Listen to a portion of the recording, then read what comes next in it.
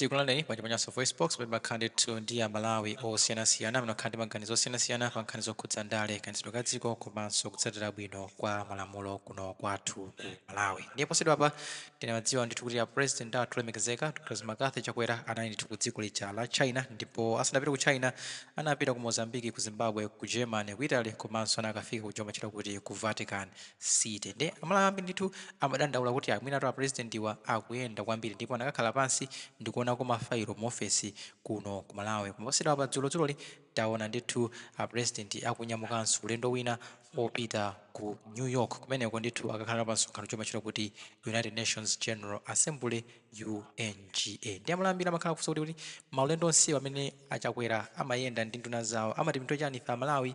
Ndiye pano tabwera ndithu ndi a Solomon Molen amenenso ndithu akuti ayi koti pamene paketu mwina akulankhula nditalankhula bwanji tinakangopempha ndithu mayiko akunja kuti dziko lathu yakuyenda kwambiri ndipo ambane kuti asapirenso, akuti iwowa ndithu mwina njira yabwino njokuti Achakwera anguwapana kuti asadzapirenso mayiko akunja mbuti mwina angakhale pansi. Iwo asakunena kuti dziko lino likuonongeka chifukwa chakuti anthu ophunzira amene okhala patsogolo kupangitsa ntchito zitukuko ndi amene tsopano akukhala patsogolo kumaba zitukuko zaboma, kumaba zipangizo zaboma zimene zimayenera kukhala za dziko kuti dziko lipite patsogolo. Ndiye tikhale limodzi pano Nyasa Voice Box kuti a Solomon Molen akuti bwanji pa nkhani zimenezi komanso nkhani zina lero pa 18 September 2024. Mwadzuka bwanji Amalawi anzanga nonse kulikonse kumene muli ku nthawi ino ya kumamawa. Kwacha bwanji kumeneko kumene muli Amalawi anzanga. Ine ndafuna ndiyankhulepo pang'ono. Ine ndine Solomon Molen. Nthawi zambiri moyo wathu utha kukhala wowawa kwambiri chifukwa chonena kuti president uyu ndi munthu woyipa kwambiri. Ndimakhala ndikunena kuti Satana ndi munthu woyipa kwambiri. Palibe chimene amaona chanzeru kuti munthu akulira ndi iye nkukaona kuti ndichitepo kanthu sizimatheka. Amene ndiye si Satana ye. Chifukwa kwake ndikupha, kuwononga. Ndeno ine ndikuona kuti Chakwerayo kukanakhala kuti kunali kupempha mayiko amene amakonda iye kupitapita kuti ambane asakhale akuyendayendanso mayiko amenewo. Munomo chuma chikusokonekera, forex yo sikupezeka, mafuta akuvuta, koma zonama mbwe ndikukhulupirira kuti mayiko akunja zonsezi akuona. Zithandizo zimene amathandiza dziko lino zonsezo mmene zikuyendera kuti sizikugwira ntchito iwo akuziwa. Ndino ndikadakonda kunena kuti kwa inu azisogoleri, Mr. Boni Kalindo komanso ndi ena abwino ofunirapo zabwino mdziko lathu lino la Malawi, komanso pali Amalawi ena amene ali mayiko akunja amene ali ndi kuthekera kuti atha kupempha mayiko ndi kumbana Chakwera kuti asayendeyende, asapite mdziko lawo. Ndikuona kuti chitha kukhala chinthu chabwino chifukwa apa ndi watiwonjeza.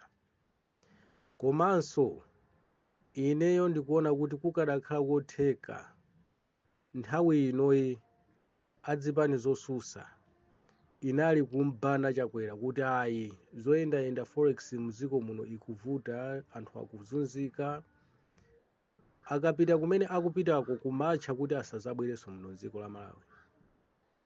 Airport uneneratu kuti ndege imene ingatenge iyeyo ngati ingafikire pano ife tikuyiswa, ndege imene ife tiyiphwanya. Ndiyeno ndikutchera ma airport wonse amene angathe kukhala kuti dziko linoli atha kugweramo kuteramo ndege yake. Ndikuona ngati zichita bwino. Koma ngati tingangokhala yonche mukumangoti ndikuchiona kuti chanzeru palibe. Chifukwa Chakwera kuyendayenda kumene akuyendayendaku akusakasaka ufiti, sikuti akusakasaka kuti akapeze chithandizo choti Amalawi azidya iyayi, koma akusakasaka ufiti kuti aziathana wa Amalawiwo. Ndeno Amalawi ake ndi ife. Ndeno ngati tingapange masewera mwa ife ndithu tizingotha ngozi zizingochitika tizingofa chisawawa ngati nkhuku.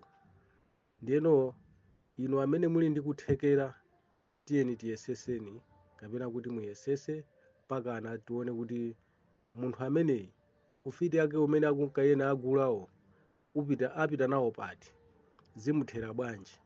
Ngatinso inu amapemphero mpempherereni nayenso apange monga zimene anapanga Chilima kuti nayenso apite, chifukwa apa ngati tisangapange zinthu zoti iyeyo apite kapena kuti achoke m'dziko muno ndekuti dziko lino la Malawi lizakhala pa ukapolo ndi umphawi wazaoneni, chifukwa palibe cha nzeru chimene chikuoneka m'dziko muno koma mfiti zinzake zikukhala zikunena kuti ati chuma chikuyenda bwino, anthu akudya bwino, tini kudya bwino kukakhale kudya chiteze. Iwo m'nyumba mwawo akalowa akuyang'anamo akuonamo chiteze.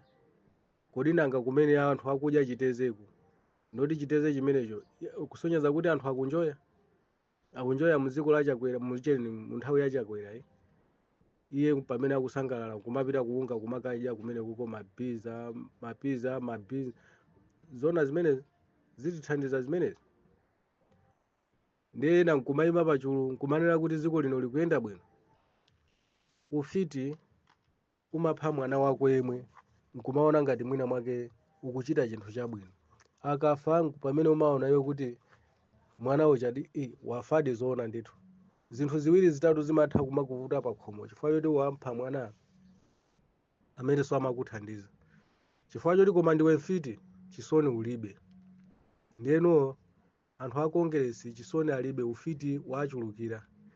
Ena akuchoka muzipani za DPP khaya Eugene Afford, khaya kuchoka muchipani cha UDF, khaya kuchoka muchipani chanji UTM ndikumapita ku Eugene ku Congress. Amene oto anali a Congress kale chifukwa choti mbuyomo ayena wanali azimayi ovina Eugene omuvinira kamuzu muzipani zake, ena wanali azibambo amene anali mayufi amene amadya bwino kumagwira anapiye m'mamizimu kumagona akazi ainu ake. Zosiyana-siyana zimene zinali kuchitika mu nthawi imeneyi. Ndiyeno tisamadabwe kuti kodi iwowa chimene akufuna iwo kumeneko ndi chani. Ndiyeno akudziwa kuti ntchito za MCP zimene anali kuchita mu nthawiyo amaziona ngati ali mu ulemerero osatha, afikiratu kale ku mparadaizo. Koma panopa osadziwa kuti anthu ali pakati povutika chifukwa choti iwowo akufuna ufiti wawo muzimene akupangazo zizikhala kuti zikuwathandiza. Ndiyeno mfiti ndi munthu wachabe kwambiri amene amatha kupha mwana wake yemwe mopanda chisoni. Chakwera akulephera kuyamwisa mwana wake yemwe obala iye, zomwe zikuonesa apa kuti dziko la Malawi ndi dziko lake limene iye anabadwira, lomwe akulephera kuti alipange Eugene treat bwinobwino kuti dziko likhale dziko lolongosoka, kuti aonese zintchito zake zabwino. Ndiyeno pali wina wake amene amayankhula dzulo mu Eugene khaya mu hot carrot yoti akhaya akufunsa mafunso. Ndiyeno amalawi kutengaponso ku times kumeneko kwezeka zoti akuti izi tukuko zina ndi zina tikuziona, tikuonanso Eugene Stima kuchako amayamikira Eugene wa chipani cha DPP. Koma ndikuona ngati pali ena ake anamuyankhula kunena kuti mutu mwake simuyenda bwino, ndipo palibe cha nzeru chimene akuchiyankhula. Ndiye nkumati iye koma iye zimene akuona iye chilungamo chake ndi chimenecho. Chilungamocho chifukwa chonena kuti iwo odi ali part of Chakwera. Ndiye povuta kuti akanene kuti dziko lino siliyenda bwino chifukwa cha ufiti umenenso awunyamulawo. Amafuna asuke mabala amene ali woyipa kale, amene kuti sanapole ndikumaapolesa pamene balalo likadali. Dziko lino la Malawi likupitirira kuonongeka chifukwa cha anthu ophunzira. Ndipo pali wina wake amene ali Prophet Kind Mbusa wa dziko la Zimbabwe amafunsa kuti ndi chifukwa chani ngati anthu ophunzira ali othesa katangale, anthu ophunzira ali otukula dziko, anthu ophunzira ali anthu oti iwowo atha kukhala othandiza kwa anthu azinzawo chifukwa cha maphunziro, ndi chifukwa chani dzikoli likulephera kutukuka chifukwa chani likulephera kutukuka? Koma anthu iwo kwawo ndikuba, chimene akuchiziwa ndikuba, kuba kokhakokha basi. Ndiye kuti maphunziro anali maphunziro oti azathe kutukula nawo ziko, kapena anali oti azathe kuba nawo ziko mochuma kuti iwo azikhundikire pa iwo okha? Ndi nzeru zanji zopita ku sukulu kukangophunzira kuti iwo azingoba, kapena kuti munthu wophunzira ndiye ayenereka kuti azipanga zokuba? Munthu wokuba mwanapiye ati iyayi ameneyo sali woyenereka kuba, koma woyenereka kuba aziba ndalama za mboma za Amalawi zomwe zingathe kutukula ziko, zolepheresanso kuti anthu asamabe anapiyewo. Iwo ndikumakaba chuma chimene chocho. Ndiye kuti zikoli amene akuliwononga ndi ndani? Anthu ophunzira. Anthu ophunzira inu ndi makape kwambiri. Kuphunzira kwanu ndi kombwambwana kwambiri. Maphunziro enawa si maphunziro iyayi. Bolanso ine amene ndisanapite ku sukulu chifukwa sindibera munthu, ndimakhala ndikumagwira zintchito zanga zomwe zimandithandiza pa moyo wanga. Komano ngakhalebe ndikuvutika kuti kumbali imene ndikupangayo sikuyenda bwino motengera ndi mavuto azachuma m'dziko muno, chifukwa choti anthu ophunzirawo mmene akuberamo ndi pamene pakuvuta zinthu. Koma kunena muzona ndikanayenereka kukhala munthu oti ochitapo china chake chooneka cha nzeru, kapenabe kumachitabe zinthu za nzeru mwa siku ndi siku. Koma chifukwa chonena kuti mukuba chifukwa cha maphunziro, ndeno tikuoneka kuti ife Amalawi ndife anthu osalimbikira mukumatiuza kuti tikhale ogwirana manja, tizitha kukhala otukula dziko lino la Malawi, tithandizane kulitukula. Tilitukula bwanji popeza zipangizo komanso zinthu zotukulira dzikolo komanso zothandizira kuti dziko lino litukuke zikulephereka kupezeka m'misika, zikulephereka kupezeka pena paliponse anthu kuti azipeze, zikumakhala zokwera kwambiri. Ndino ndalama zake anthu azichoka nawo kuti? Inuyo ndino anthu opusa kwambiri amene muli ku maparliament kaya muli kuti anthu amene mukumaziona kuti ndino anthu ophunzira, ndino anthu opepera kwambiri, anthu amene so maphunziro anu ongopereka danga loti inuyo muzingoba basi. Chimene mukuchiziwa ndi chimenecho. Ife anthu osauka ndife anthu anzeru kuposera inu anthu amene mukumazitcha kuti ndino anthu amaphunziro, chifukwa timayesesa kupanga zinthu zoti zikoli ngati tikuyesayesa kuti ana athu azitha kukhala osamalirika pa khomo, kusonyeza kuti ife ndife anthu anzeru kuposera inunso anthu amene mukungoba. Chifukwa chimenecho chimene chakuyandikirani mukumangoba. Mukanakhala kuti sinu anthu oyipa, mukanakhala kuti ndinu anthu abwino, ndiye kuti dziko lino likumaoneka ndi zizindikiro zake kuti kuli anthu ophunzira. Koma papa kulibe kwa anthu ophunzira iyayi, anthu okuba okhaokha. Sikuphunzira iyayi. Mumapita ku college kaya kutchanko kaya kuti kumayiko akunja kucheni kuma university mayiko akunja, zonsezo kumangopitira kukuba basi. Simukutipindulira dziko lino la Malawi. Ndipo kukanakhala kuti kunali kumaona anthu amene ali andale, amene ali pafupi, amene ali kuonesa kuti anthu awa ndende amene anapita ku maphunziro kubwerera kunoku ku Malawi kumangoba, bwezi tingokupha moni basi. Chifukwa ndinu amene mukutisaukisa, mukutipasa mavuto, tikulephera kuti tilipire ana sukulu bwinobwino, tikulephera kuti tidye bwinobwino, tikulephera kuti tiveke mabanja athu. Koma anthu ambiri akuzimangirira, komanso ngongole kuti atenge za nifi zikumavuta, komanso kuti anthu akutenganso ndalamayo ndikumapereka kwa anthu aucheni a nifiwo kuti atenge ndalamayo zikumavuta, kupezeka zoti akumajeredwa anthu ndalama ma 300,000 ma 100 chakuti 1000. Zona zimenezozo zimene mukuchita ino ndiye mukufuna kuti Amalawi akhale mwa mtundu wanji? Mukuwanamiza Amalawi kuti nifi athandize Amalawi yake athandizidwe ndi ati? Popeza ndalama mukungoba, mukutiberanso maucheni ndalama zambirimbiri ma 100,000 ma 200 chakuti 1000 ma 300 chakuti 1000 kuti mutipasa ngongole. Ngongoleyo sibwerako. Maiti mwatenga ambiri atenga maiti wo kumpezeka zoti sakubwerako, koma mwapezeka zoti mukuti mupereka ndalama zake za mtundu chani? Za ufiti za chani? Chimene mukuchita ino ndi chani paziko pano? Mukufuna mutionese za mtundu chani paziko pano? Mundiuze, mukufuna mutionese za mtundu chani? Ife Amalawi mukutitenga ngati ndife ndani? Mukufuna mutitenge ngati ndife ndani? Ufiti wanuwo kodi bwanji musakutafuna nawo ana anuwo? Kusitisiya ife kuti tizivutika chabwino, komano musatitafune. Maphunziro a mtundu wanji okumangofuna kumangotibera basi.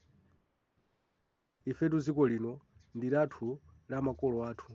Ndiyeno inu mukubweramo kaya munatochita kubweramo mukamawerenga mabuku anu kuti munatochita kubweramo ndiye dziko lino silanu, muli ndi kumene muli nako inu kuti mukakhala kumeneko monga ngati inu achakwera mwagula m'manyumba mayiko akunja cholinga mukachoka kunoko muzikakhala kumeneko muzikadyerera chuma chanu. Komatu ndingopempha Ambuye kunena kuti mtsogoleri amene ati azabwereyo azakhaledi wamasomphenya, azakhale woganiza bwino, azakhale wokonda dziko lake, azakhale woonera patali, azakhale wofuna kuthesadi mavuto a Amalawi, azakhale wofunadi kubwezeretsa chuma cha Amalawi chimene chabedwa. Ndipo inuyo manyumbawo amene wina aliyense waboma wina aliyense amene wagula nyumba pasapezeke mlandu oti ayimbidwe mlandu azipita pa khoti kumakataya ndalama, aboma azikataya ndalama, wina aziyimiriridwa ndi aucheni amakhoti. Zimenezo zisakhale, ndoti pangokhala ndondomeko yoti amene watenga chuma cha boma, amene akangolandidwa katundu mosalingana ndi ndalama zake asiridwe katundu ochepa otengera ndi ndalama zimene iye amalandira kwa miyezi imene wakhala nawo ali mboma. Ndalama zimene zimapezeka m'mabuti a galimoto, ndalama zimene zimaperekedwa kwa anthu mamiliyoni zimene zichazo zibwerere zonse. Magalimoto awo onse amene akuyendera woonesa kuti ndi a ndalama amenewo abwerere. Ndipo ndikupempha amene angazawineyo azakhale ndi zimenezo, sikuti tizamusankhe munthu oti zimenezo sazazichita tizampangirenso mademo ndipo azachokenso ndi mademo ngati angamapange zinthu zopusa zosasangalatsa Amalawi. Zikomo kwambiri. Ine ndine Solomon Moleni.